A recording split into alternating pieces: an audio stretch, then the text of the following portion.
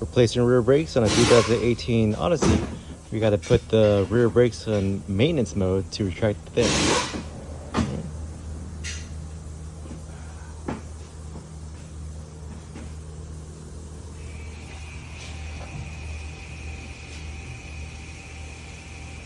That's the sound of the actuator pulling back the piston so we could replace the brakes on this car without damaging it.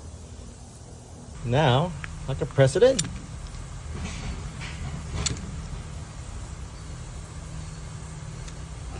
Back together. Now we exit brake maintenance mode.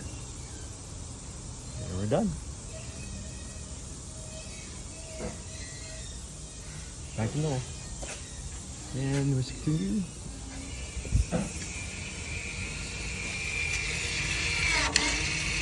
And we're done. Rear brake's done.